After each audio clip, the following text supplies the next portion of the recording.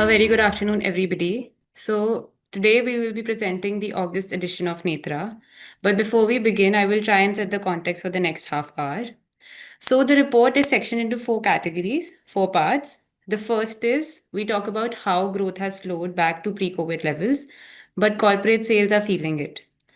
And markets, they are still expensive. In second section, we talk about how equities don't always deliver, and even India, one of the best performing markets, has had long spells where debt did better. Third part, we talk about how the rupee had support from strong remittances and software exports, but both these biggest drivers look a bit shakier now. The last section, we talk about how some trends may be turning. SMIDs, they have run long and hard. Large cap IT, they might be back in play. So I will have Sahil talk about all these points in much more detail. But just as a side note, I'd like to mention that during the course of the presentation, you guys can put in your questions in the question answer tab, and we will take them towards the end of the presentation. Over to you, Sahil. Thank you, Pragati, and welcome everybody. So this month's Netra is a lot about numbers and data.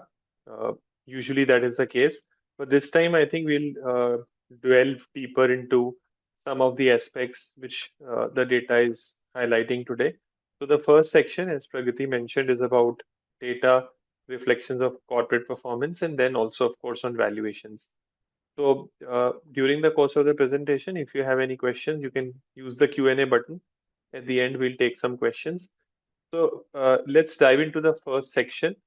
Um, so India's growth, if you see, is more or less back to the pre-pandemic kind of levels. So post COVID, we had a very large uptake in growth, particularly by FY 22-23, we saw numbers have improved dramatically. So look at some of these numbers that we are seeing today. So the nominal GDP growth rate in the last 12 months has been about 9.7%. And 1 year ago, this number was 12. So we were at slightly better numbers, robust numbers in terms of growth. Pre-COVID, which is the period between 14 to 18, the average was 11.4%. So currently we are clocking numbers below pre-COVID levels.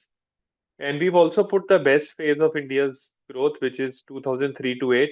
Here the growth was 14.4%, which is almost 500 basis points higher than where we were right now. So far, far away. Similarly, you can see numbers for credit growth are half of what they were in 2003 to 8. Money supply growth is much lower. In fact, both these numbers are more or less similar to pre-COVID levels. In fact, credit growth number, which has come out now, the latest number is below 10%. GST collection, the latest number is 7.5, very close to the pre-COVID average. But over the last 12 months, it is 9.8, right? It has slowed down. So data from 1 year ago was more robust. Today, the data has slowed down across segments. Similarly, if you look at consumption indicators, almost all of them are at the lower end versus 1 year ago and also lower than the pre-COVID average. And they are not even comparable to the 2003-2008 cycle. Why we put 2003 to 8 cycle? Because in many cases, Indian stocks are trading as expensive or even more than they were in 2003 to 8 cycle, which was the best performing bull market that India has ever seen. So hard economic data is now trailing. It is gone back to the pre-pandemic sluggishness. Same is the case with manufacturing and CAPEX. In fact, in the stock market, if you look at the reflection, these two sectors were the priciest or where the valuations were one of the highest.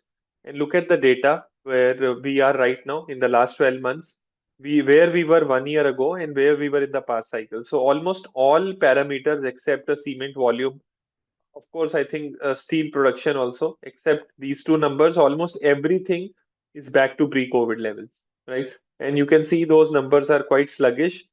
In some capex indicators, which come under the purview where government is spending a lot of money, the numbers are still better than what they were earlier, right? So, for example, central government capex is 33% YOY.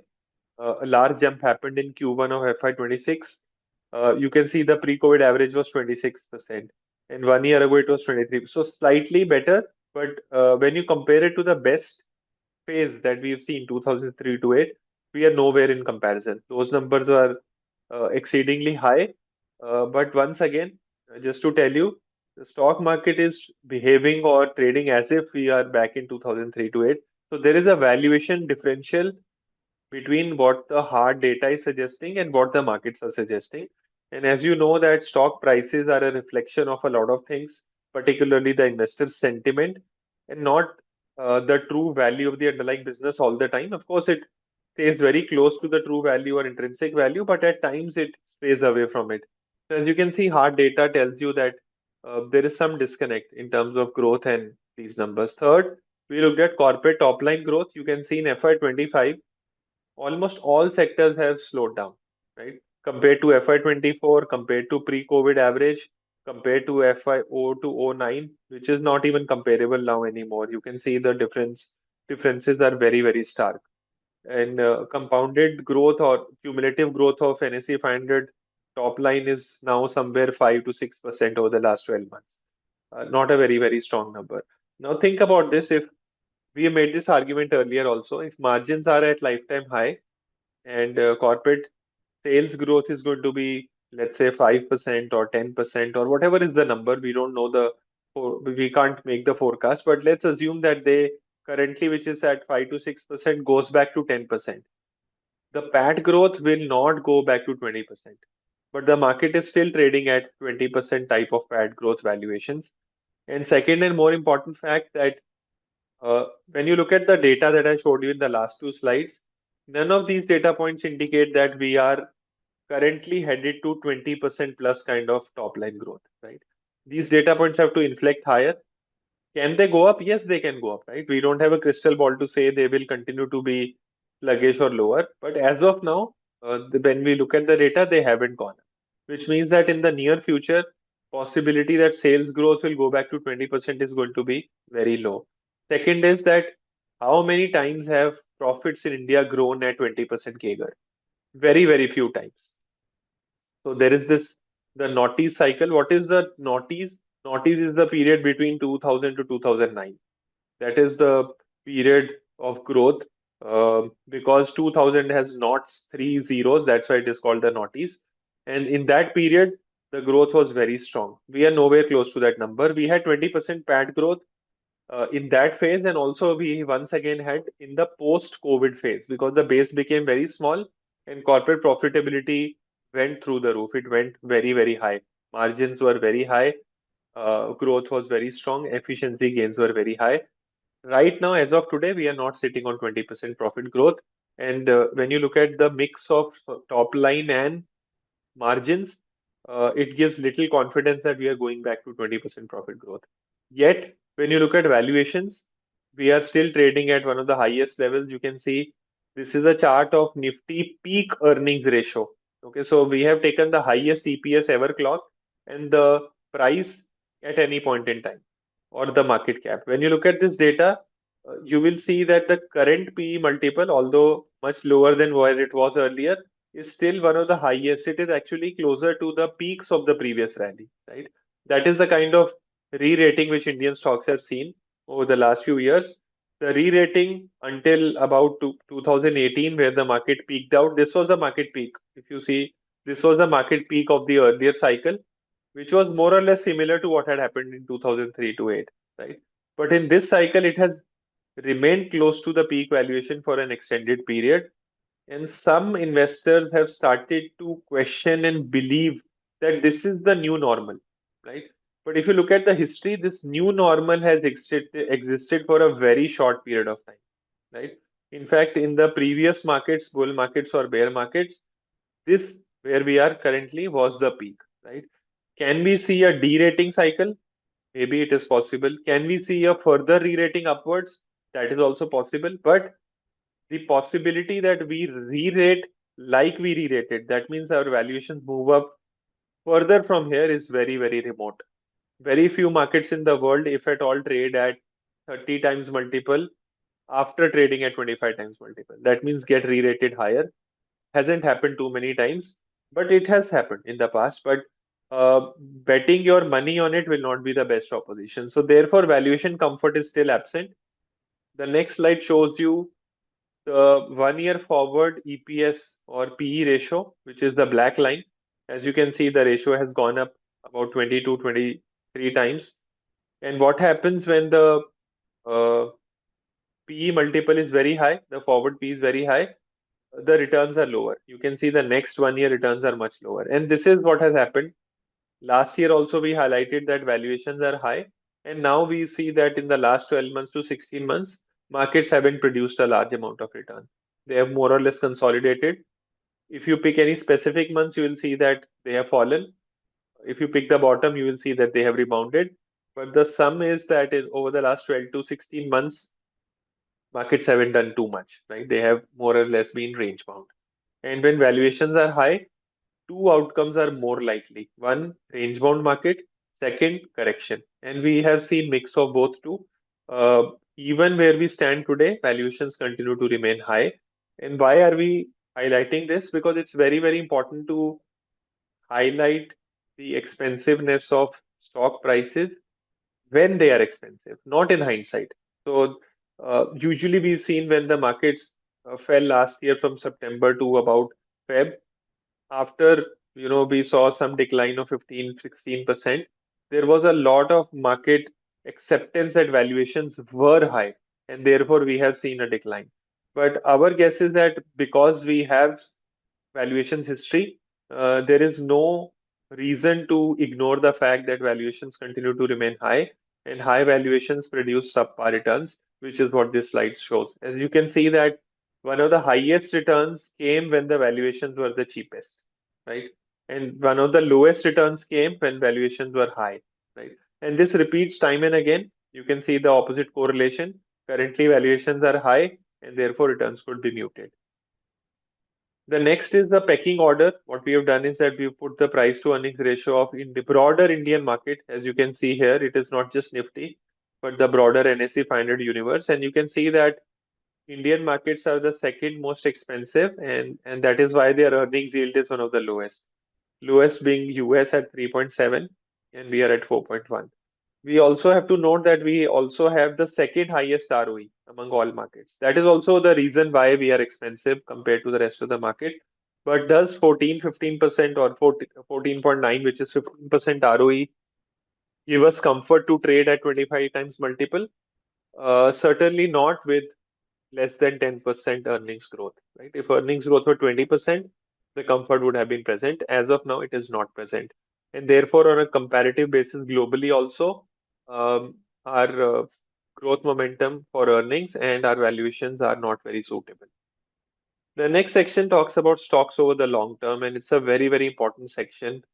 A lot of people have this belief that over a very long period of time, stocks outperform and they do tend to do very well. So we looked at history. We took Sensex and created a Sensex total return index when it was not present. For example, the TRI for Sensex is not available before 1996.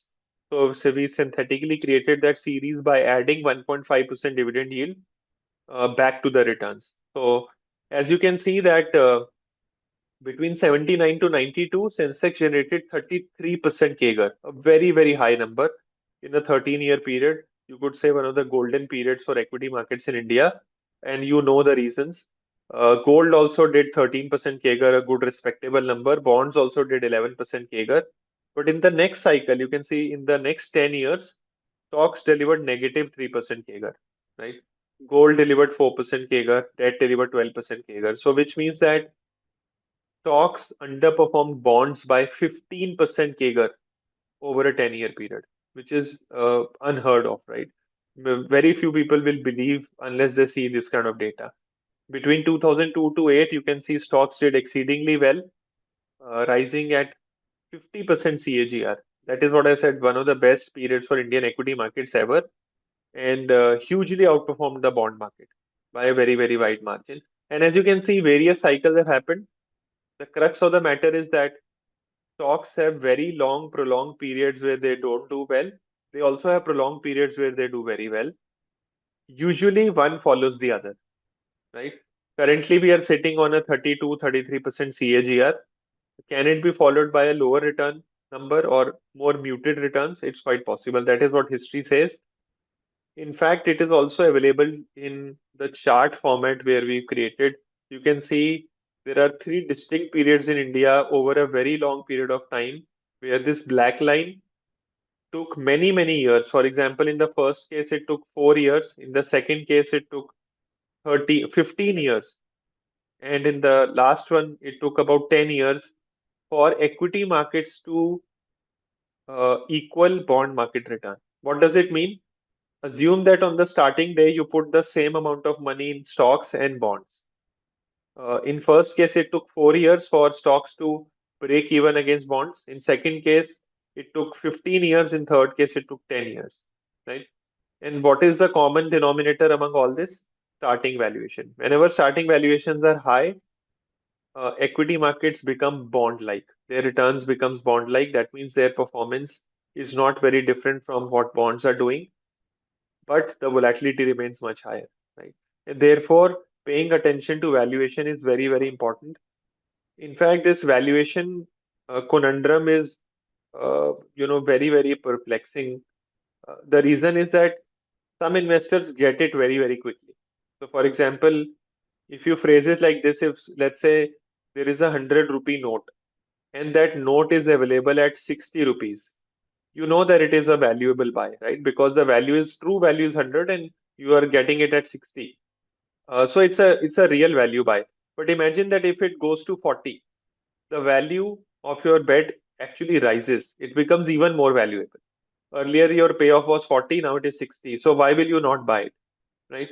But unfortunately, in the stock market, what happens is that if something is worth 100 rupees and if it becomes 110, people tend to believe that the value will go to 120, right?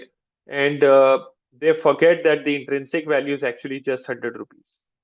And therefore, this is the difference between paying a huge amount of attention to valuation, starting valuation, rather than thinking about the path, because the path is unknown. We don't know what will be the path, but if you know the intrinsic value, there is a good likelihood that over the longer time, the instrument or the asset will catch up with the intrinsic value.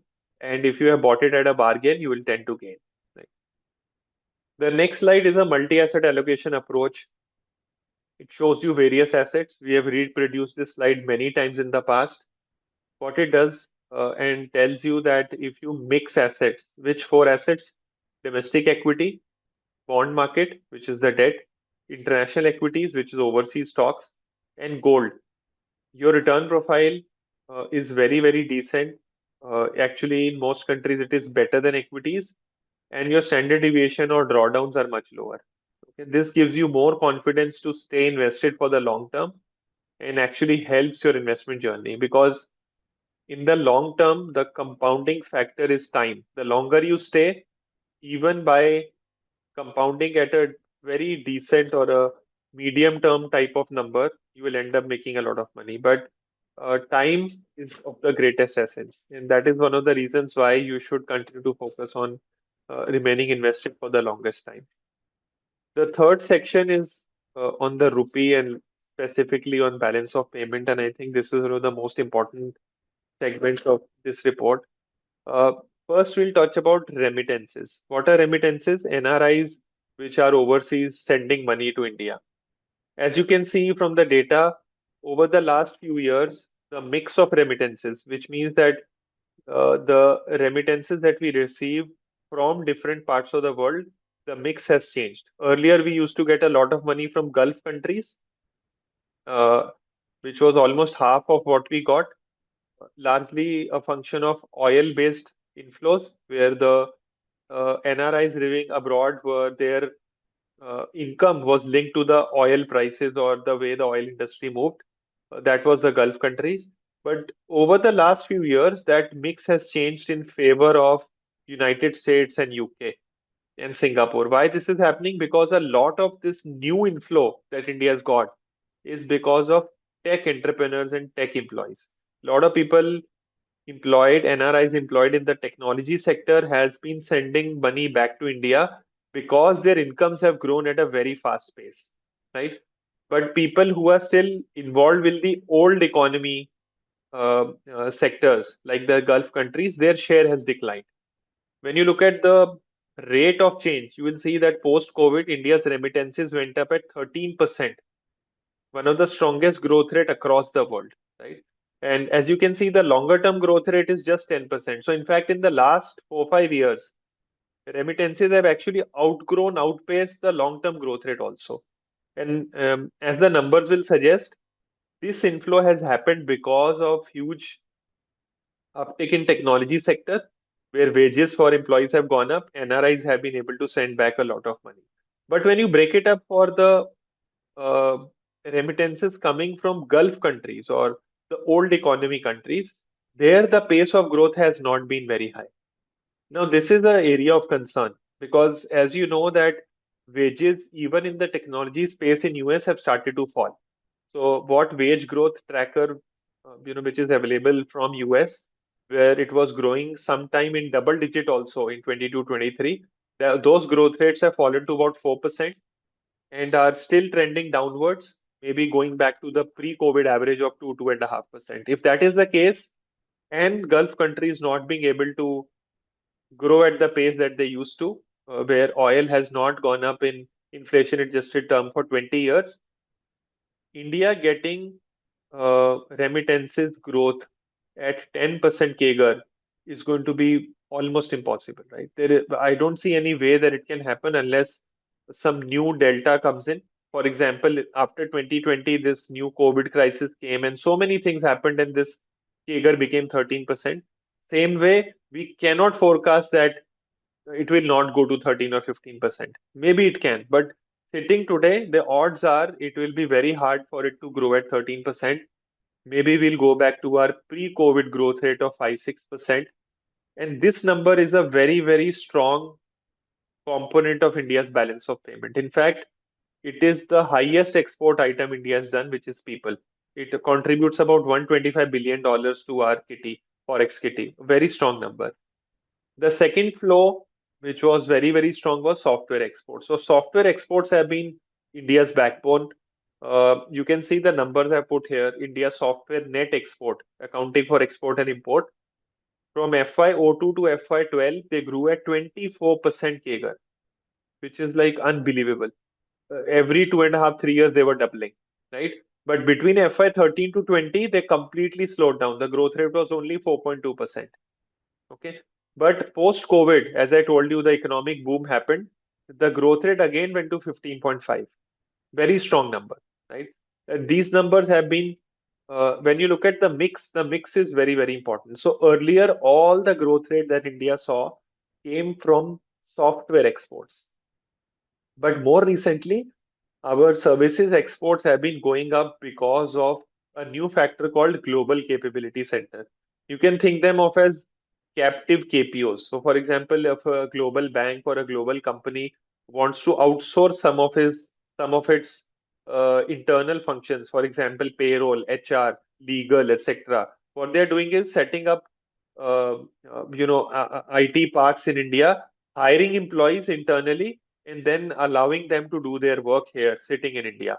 And those now they are called business services in terms of balance of payment number.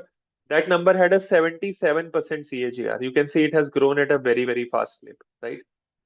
At this time, as you know, the IT companies are reporting their numbers. IT listed universe accounts for more than half of all software exports, right? Their number has slowed down to between 2 to 3%. They are saying their revenue growth is not going to be more than 2 to 3% in dollar terms as of today. And the GCC growth rate that we've seen, this 77% CAGR, is already back to below 10%. It has now bottomed out because the size has become much larger. In fact, GCC growth rate is one of the highest in the world. Now, what is the crux? India's balance of payment has got a huge benefit from these two segments, software exports and from remittances. Both these numbers have grown at 10 to 15% CAGR in dollar terms. In fact, let me put it this way. There is no other global trade sector or component which has grown at this pace over the last 20 years. Anything in dollar terms growing at 10% to 12% is unheard of. It doesn't happen in the global economy too often. In case of India, it has happened because of some circumstances, lucky breaks, and of course because of talent. India's software industry has been one of the biggest talent accretion. It has created a huge amount of positive inflows for India. But now those numbers have slowed. for them to grow at 10% will be hard. So let's assume even if they grow at 5 to 8% in dollar terms, it will not be 15%. And therefore, all the support that India got from balance of payment from these two segments is waning away. It's going away, right? And it will start appearing in number. And that also, tells you the peculiar nature of markets. What is the peculiar nature? In a year when inflation is at a 77-month low, just 2%, and we had one of the best balance of payment, right? Our current account deficit was not even 0.5% of GDP, right? In that very year, rupee is at all-time low versus the dollar, right? If you ask a student of balance of payment, they will be surprised to, think about this paradigm happening. But it is still happening in front of our eyes because of various reasons. You can attach many reasons to it. We have highlighted the foreign inflow reason in the last Netra. You can go back and check how lack of foreign inflows is one of the factors. The other factor which was balancing that out is are these two factors, remittances and software exports. I think once you see that they slow down to more normalized number, 5 to 6%, rupee will have a tough time. And I think that is what is happening currently with a mix of course, other geopolitical reasons which add to more volatility. But I think these are some of the concerns for the rupee, at least for the next few quarters. And maybe we will have to address them more structurally through exports. Uh, the next section or the last section is a few contra signals. The first signals comes from Indian large cap IT stocks. I just mentioned that their growth has slowed down. What used to be about uh, around 10% dollar growth in their profitability has now come down to about 3 to 4%. Okay, that is the latest number. And also because of that, the sector has underperformed greatly. Its weight in Nifty 50 has fallen to 10.4%, which is a decadal low. Hasn't been this lower over the last 10 years. It has underperformed Nifty over the last 3 to 4 years. Even on a 5 year basis, there is no great performance.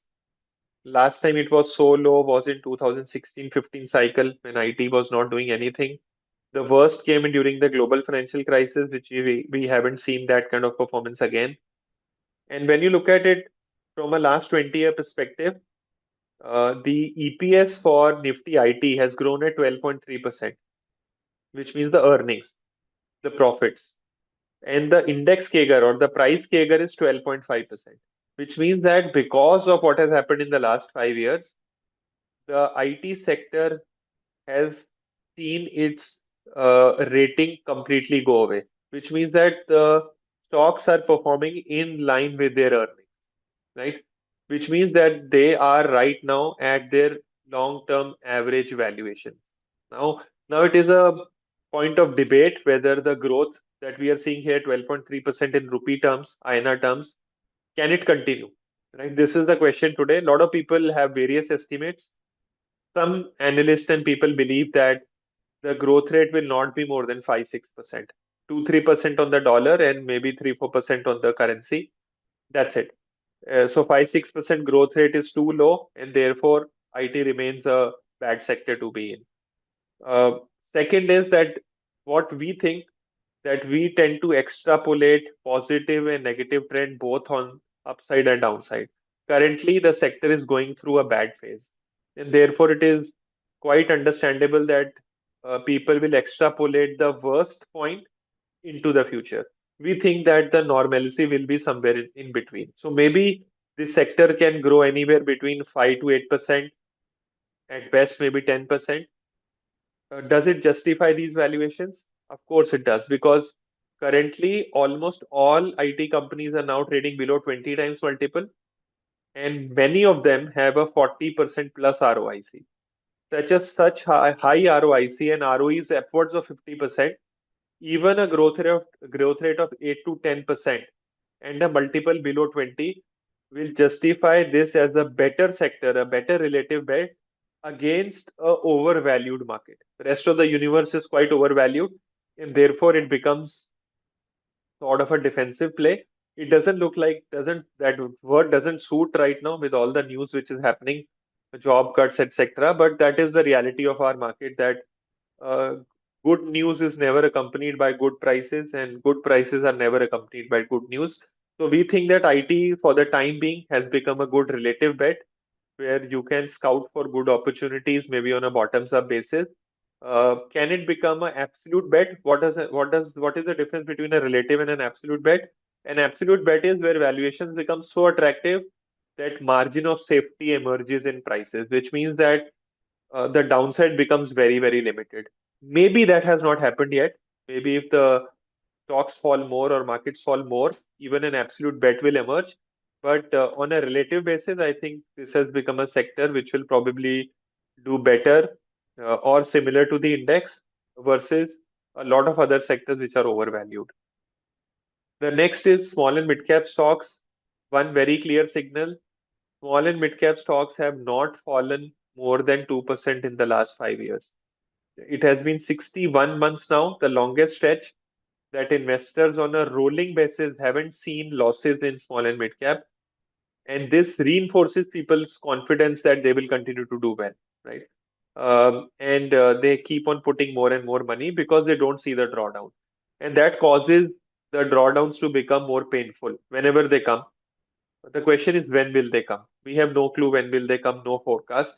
The only thing is that investor psyche will become unprepared for any such drawdowns.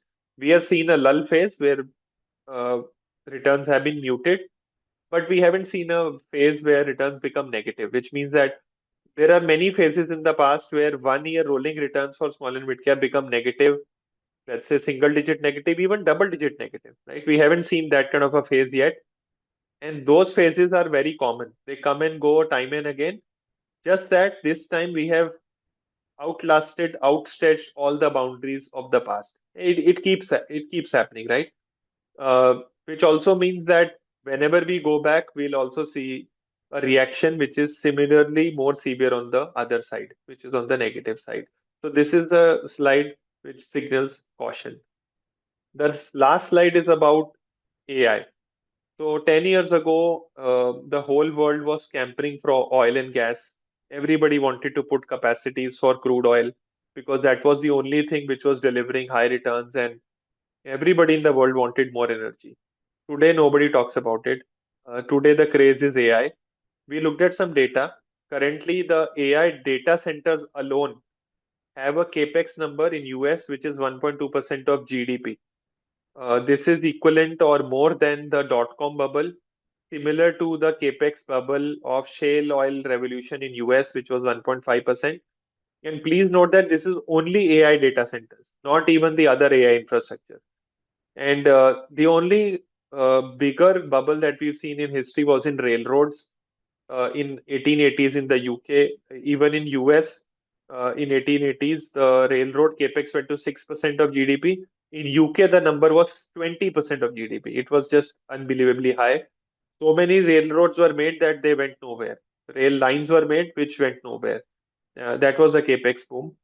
Currently, the bellwether for this sector is Nvidia, where the revenue for the company is now 5% of information processing equipment plus IP of United States, which is unbelievable. No ever any other company has seen this kind of uptick ever. Even Cisco could not reach these kind of numbers way back in 2000. This is unheard of and way out of the league that we've ever seen. As you can see, these numbers are taken from an analyst. You can go to the source and read more about it. One thing is clear that all the capex which is happening today, the top line or the larger number for capex is because of the profitability of some of these firms. It is not going to create economic wide benefit. For example, if you create a oil rig or if you create a road infrastructure, that infrastructure has a much larger GDP multiple because it serves a huge number of purpose. Currently, whatever expenditure is happening, it is creating infrastructure for AI, but a large part, almost 70-80% margins for these companies are delivering very low value to the infrastructure itself. It is delivering very high value to some of these companies because they are becoming more and more profitable, and that is going to their share prices and their market capitalization. So we believe that this is a live case study of excesses being visible in the market today. We don't have a comment on what will happen to the stock prices because they are unknowable, unforecastable. But some of these, uh, excesses, when they happen in the market, it is very, very important to learn from them. And we think that this is one of the excess that we are seeing in the live market today. The last slide that we've done here is that market doesn't care about our models. Whenever you create models for developing the market, you always think that returns follow some normal distribution pattern, that market will go one standard deviation, two standard deviation, six standard deviation or more. But we have seen in the 46th year of Sensex history, there have been 28 drops which cannot be explained by normal statistics, which means that all the terms that we use in terms of statistics, how volatile the market is, how bad an event can be, the real events are much more, better or worse than we can think about, and therefore creating definitive model, certain models for the stock markets is not possible. We have to always operate in the window of uncertainty. So, with this, I think I will stop here. Mutual fund investments are subject to market risks. Read all scheme-related documents carefully.